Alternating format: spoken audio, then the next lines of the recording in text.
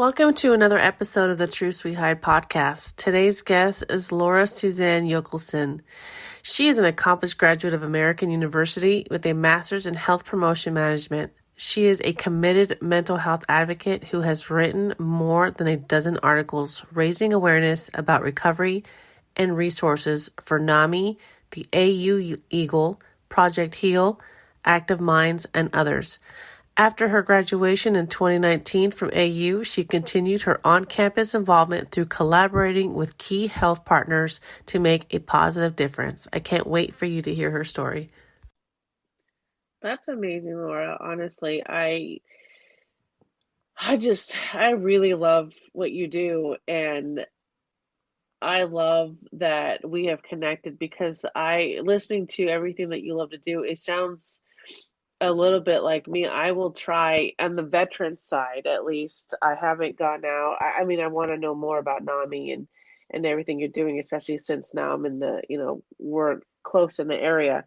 But I work on the veteran side on sharing my story and trying to help them, especially once you get out of the Army and you feel lost and disconnected and you feel like you lost your identity, and trying to tell them that there is life, there is a light at the end of the tunnel, and all that. It's been quite the journey, and the more I do that, the more I'm trying to find other organizations to assist with, especially like American Foundation for Suicide Prevention, because I am a suicide attempted survivor, and it's been so hard to say stuff like that and to actually say it out loud. But I find myself wanting to get more involved, and it's a little scary for me sometimes because I'm sharing more of myself with more of the world, but I feel that it's like a self-healing journey, right? You help other people, but you're also helping yourself because it's getting a little bit easier to say it, to share that Right. story. It's not so much, I mean, it's always going to be a part of you, but it's made you into who you are now. It's not, but for me, I know it's not so scary anymore. It's, it happened. It was terrible, but I'm here and I'm here for a reason. And I think this is a path we're supposed to be on. So I really do commend you for doing everything that you're doing. And I really want to figure out a way to work together. But um, I'm so glad there are people like you that are out there Thank talking you. about. No, I'm honestly, because Yeah. you have to, it's almost like you have to be the first one to make that step, and then everyone else will follow because they need to hear it from someone else that they're not alone. Right. Exactly. And so by you writing and I see, you want to speak more too? Yeah, I Yeah. actually have a presentation coming up at AU called Tackling Eating Disorders and Mental Health Challenges. So I kind of break down. It's basically like I went through all of my articles and took the key points and also provided some facts about eating disorders and how prominent they are. Um, so that's coming up in March, and I'm hoping that I can get more, more opportunities to present. That'd be cool. Yeah, absolutely. That's amazing. You send me some details. Maybe if I can, I'd like to go support you on that and be there and cheer you on because Okay. that's such a big step to be out there and actually speak. Sometimes it's easier to be behind the computer, you're writing, but to be out in front of people, that's such a huge step. And Right. not a lot of people realize that. You can write all day long, but speaking in front of people, it's a different world. And college students have so many issues today, and they're such a vulnerable Yes. population. And that was such a vulnerable time for me that it means a lot that Right. I can just kind of be there and be honest with them. So that's really good. And I guess I can tell you a little more about what the presentation covers. Would that be helpful? Oh, absolutely. Whatever you want to share. Okay, so types of eating disorders. So then the general impact, which is basically some statistics. I guess the main point that I want to come across in that is that, eating disorders are not just about food, and they can affect anybody. You know, I think there's some stereotypes about eating disorders, and I kind of Yeah. fit the stereotypical mold, unfortunately, but not everybody else does. You know what I mean? Right. Right. Then the next chunk is about my story. So, like I was saying earlier, I talk about the onset and the triggers, my time at college, which was lopsided. Um, then, like, trying to help myself by writing this book, which ultimately led to like 3 years of crisis, you know? So, that was Yeah. like, I wish I could go back, and there were so many challenging parts to having a diagnosis and being so critical and hard on myself as part of the eating disorder that when these rigid standards were placed on me in the hospitals, it's confusing because it's like, wait, I thought I was supposed to be the only bad guy here, you know? And Right. then the way that you're treated, it's kind of like if you don't finish your plate, you're punished. And it's just like, I don't know. I really didn't like it, but I guess, you know, that's a whole other area, specific area of advocacy that I kind of want to focus on is empowering the patient and the client, not always telling them what to do. Yeah, that's good. Um, then I focus on the path to recovery finally after all that great, great stuff. I provide some resources and discussion questions. So that's what my presentation covers. That sounds like an amazing presentation. Good for you. I'm excited to see the reaction. It's going to be awesome. Thanks. Wow. I there was one thing I was going to ask you. I've seen some of your posts about self-care and the products you use. How does that helped you and how did you get into that? That's a really good point. You know, when I was younger, I kind of like did not understand my mom and her makeup and like her waxing and like this stuff that she did. And I almost like made fun of her for it. But as I've gotten older and as I became a teenager and it's like, okay, I could get my first eyebrow wax. I don't know. It's just like really meaningful. Right. Um it matters that you care for yourself, and I personally feel like caring about my face and like you know, I like to do my own paper, like I get a paper face mask on sale at Whole Foods or like Target or wherever. Mhm. And like I did one this morning, and you just leave it on for like 10 minutes or whatever, and then that's it. But I don't know, it's like this feeling of renewal, and I think that focusing on my skin uh helps me to take the focus off of weight, Mhm. because for so long I was so self-critical and consumed by my body that I feel like I want to feel fresh and rejuvenated.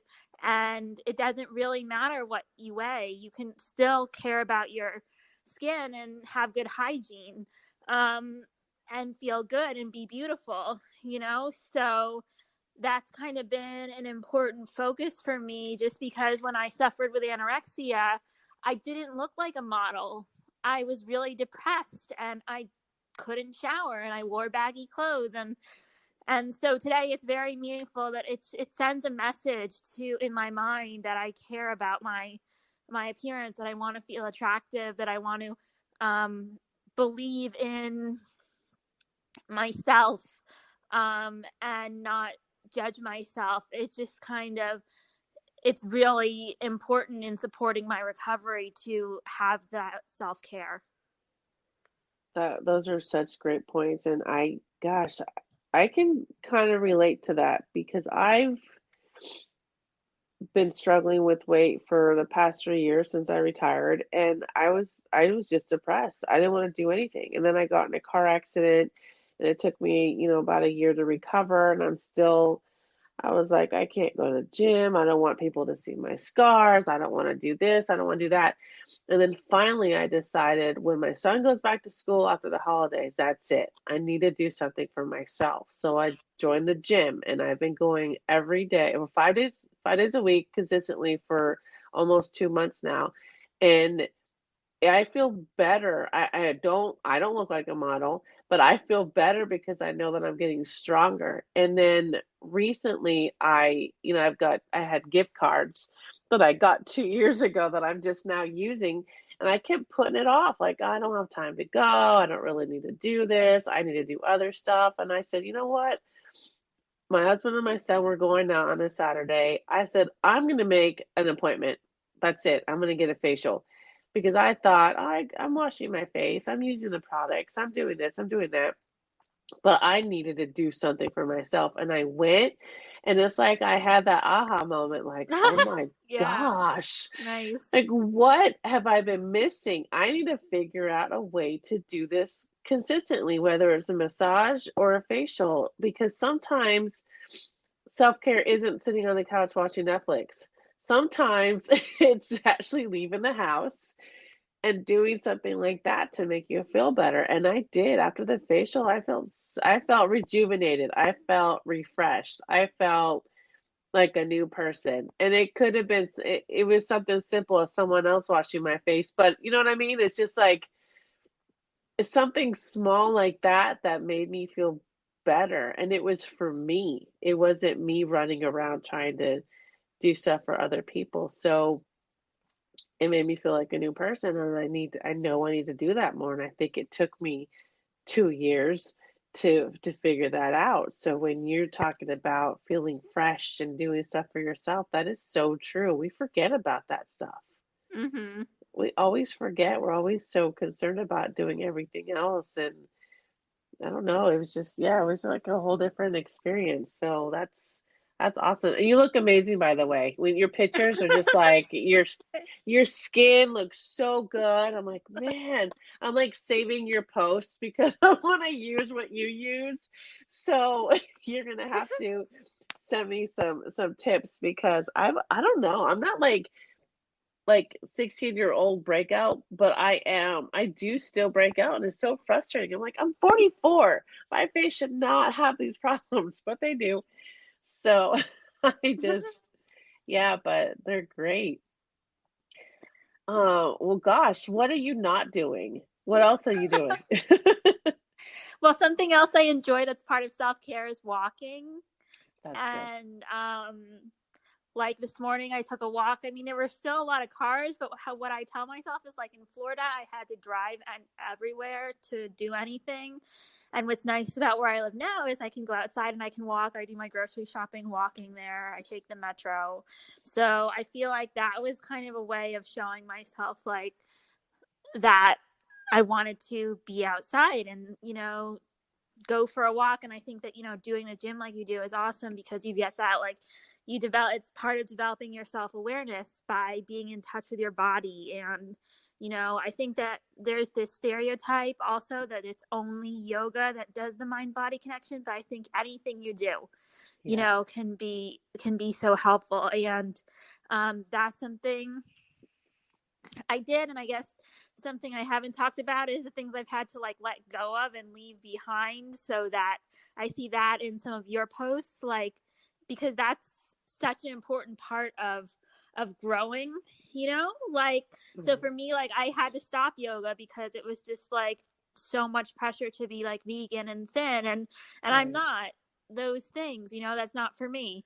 Uh-huh. So it was just like, it feels like a release to say, okay, I don't have that other thing I have to do that I don't really want to do.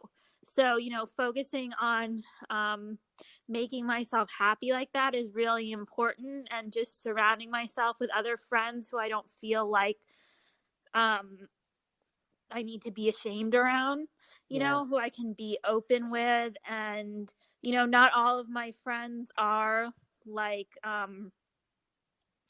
well, I guess like mental health advocates, but Right. a lot of them actually want to share their story with me too, and it's like an equal balance. So that's really good.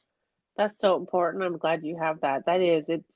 I've lost friends because I've been so open, and Mm-hmm. that was really difficult to try and figure out, well, what did I say wrong? What did I do? Are you mad at me?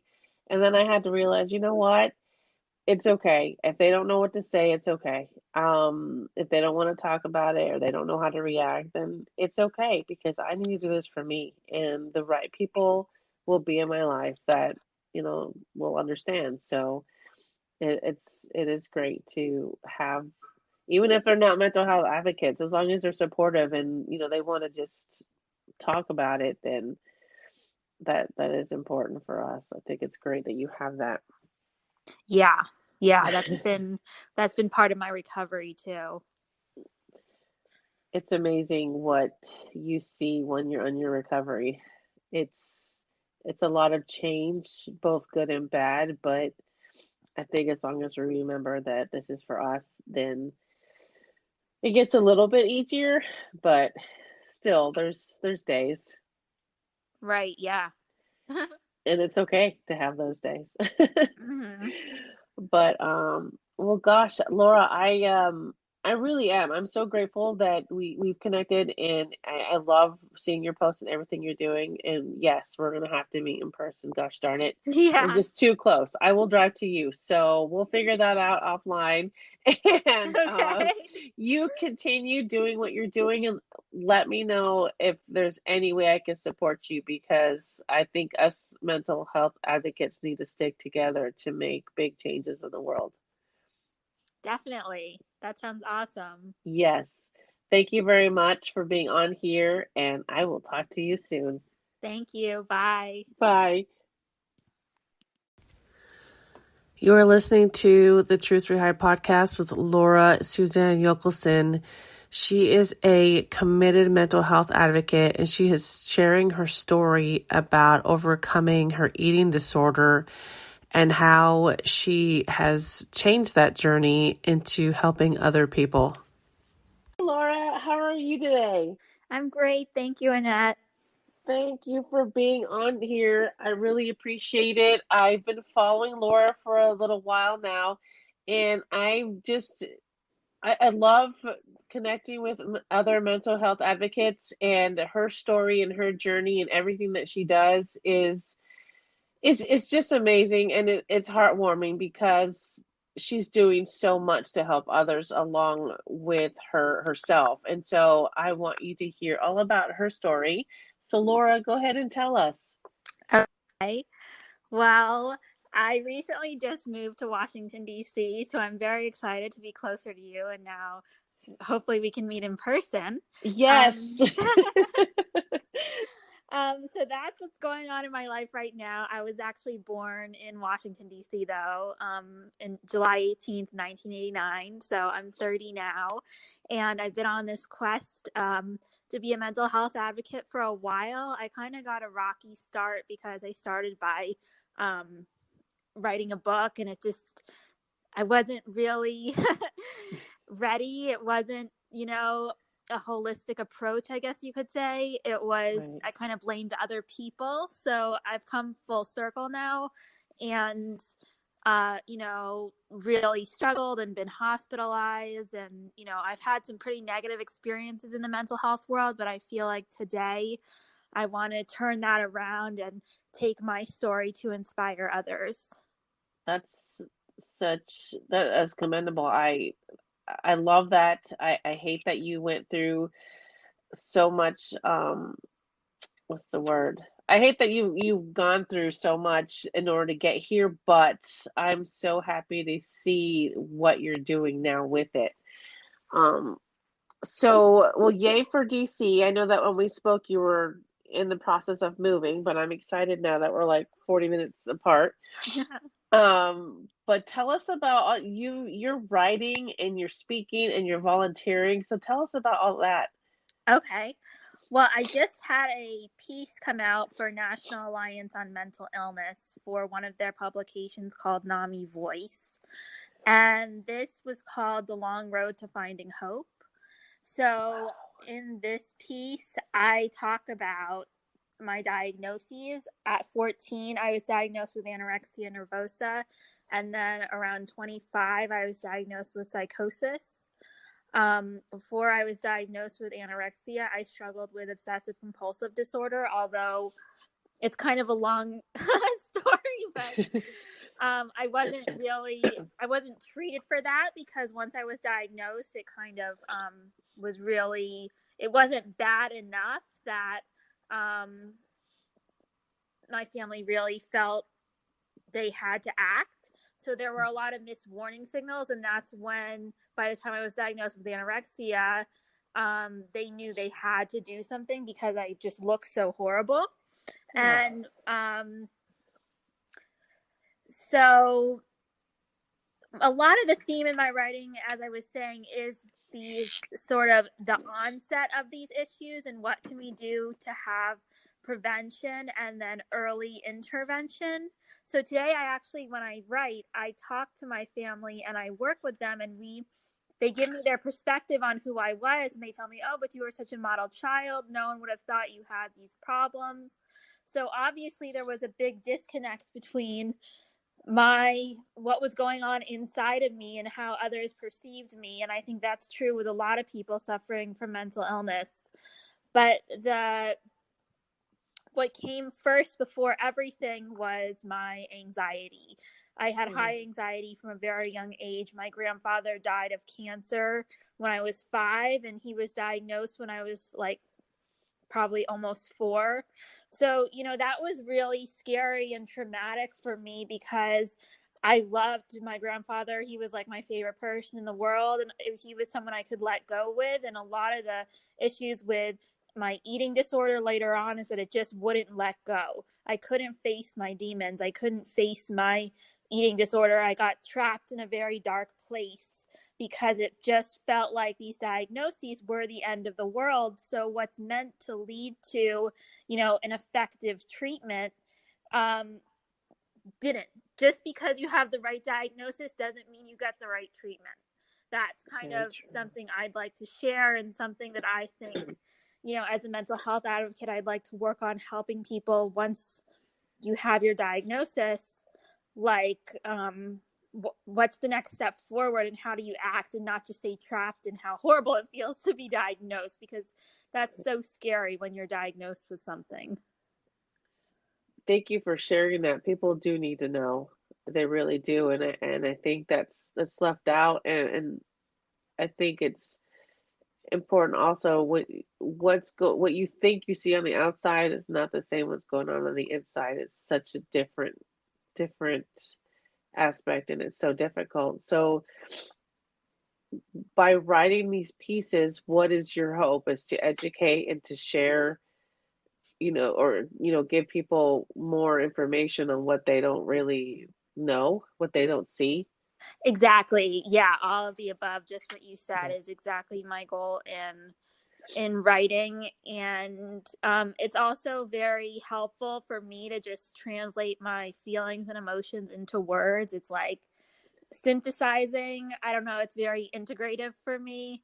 And I think that, my dad helps me with my writing, and that's really helpful, because honestly, I don't know if I could do this on my own.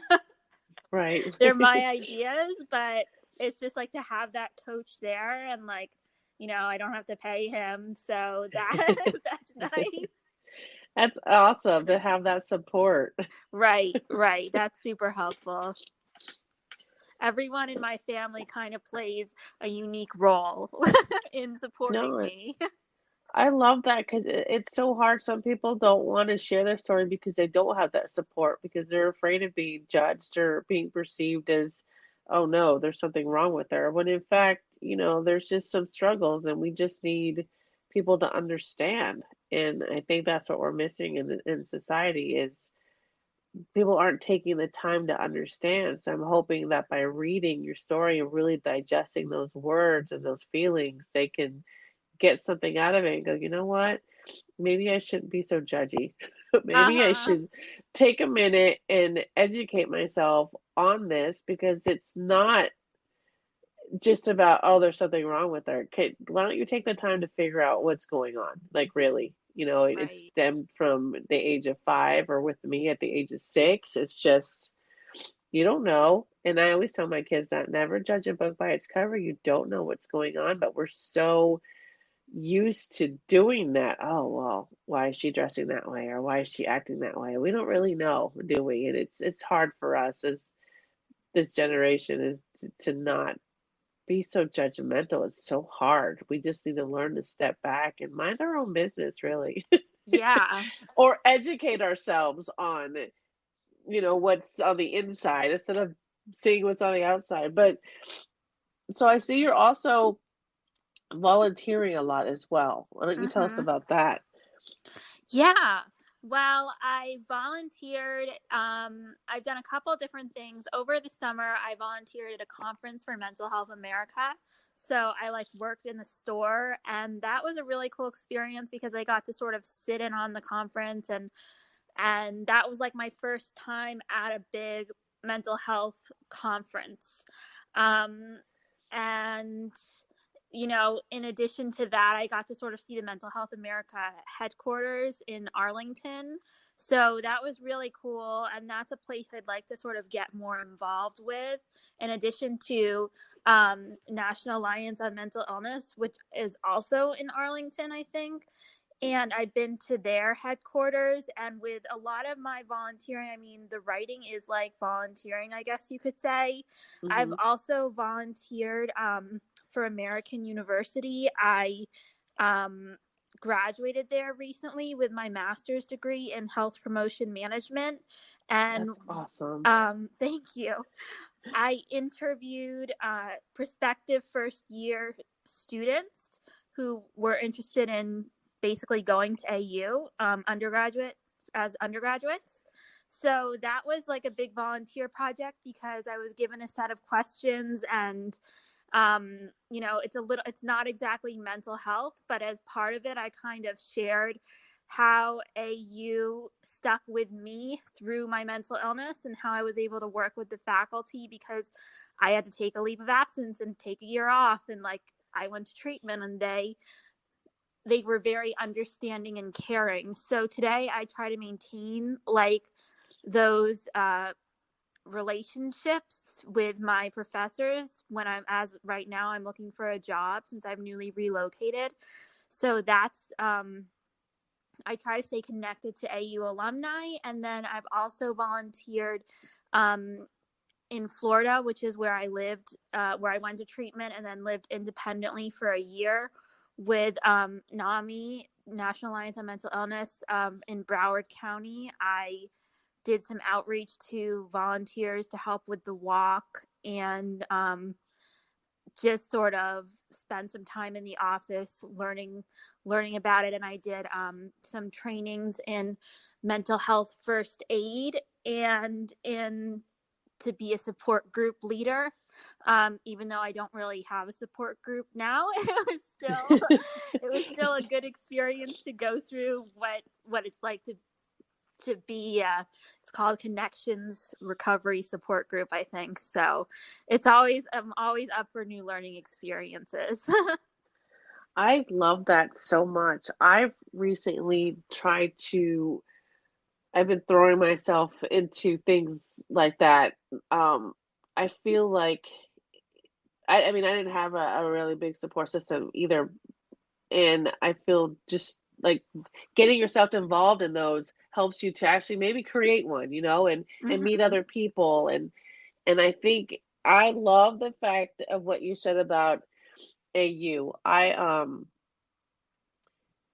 recently had to, my son, he was diagnosed with a slight case of depression years ago. He's 17 now, but when we moved here, the school was 4 times bigger than Wow. where he was used to. We always, everywhere we went, there were always in small little private schools, and this one is a public school with thousands of kids. So we, you know, my husband thought, oh, he'll be okay. He'll have new friends, and he's pretty resilient. Well, it really wasn't that okay, and he really started to get depressed and he seclude himself and all this. But Mm-hmm. what I loved the most was the school and how they handled it. This brings tears to my eyes. I will forever be grateful to the high school here for opening up their hearts to my son and finding ways to help him and work with him. And he was also diagnosed with a learning disorder where he never had that before. And so they're willing to work with him. And when he gets in that depressed mode, his counselor she'll notice and she'll say, and she'll go up to him and she'll talk to him, and his coaches will do the same thing. And it's so important to have that, because you go to these schools or universities or whatever, and you get lost in the system. You're just another student. They might know your name, they might recognize your face, but like in the military, we're just another number. So it's hard. And so for them to reach out and help you through your therapy, or seeking help, that's incredible. And I'm so glad you had that. I Yeah, just, that when was you really said good. that, I was like, oh my gosh, that's amazing. And for you to come out and want to help other people, whereas some people would just, they don't want to go out into the world. They just want to, they just used to secluding themselves. They don't want to go out and do something. So when did you decide, I want to be a mental health advocate, I want to help other people? I think that, I guess, I've always been passionate about like teaching. Like when I was a little girl, I'd play school like with my friends, or I'd play store. And I kind of feel like it was in my personality to want to, because I feel that as an advocate, I'm also like a teacher. I'm sort of sharing about my illness and sort of giving some pointers to say, like, how hopefully you can help yourself and what I've learned from my journey. But basically, the turning point was in Florida when I started to I was in a transitional living as part of my treatment in South Florida, and I had a break. I was working virtually to complete my master's degree while I was in the transitional living. And I decided that the treatment center, I said I want to write an article. And I started talking things out and writing things down. And the treatment center was like, well, I asked if I could go on their website. And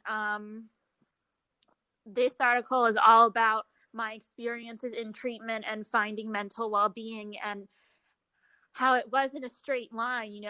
Like I said, I had hospitalizations and I had long periods of treatment that did not help and made things worse. That led to, like, because I had one psychotic break when I was like 24 or 25, I was living with my dad in San Diego.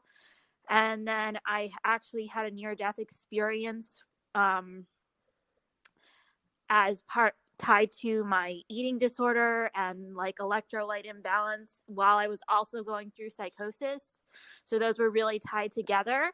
And unfortunately, it's not like I became enlightened as a result of this near-death experience, because my parents, that's how the eating disorder treatment started, with sending me to renowned hospitals to treat the eating disorder. But there was so much focus on gaining weight and maintaining a certain weight that there wasn't enough emphasis on self-care.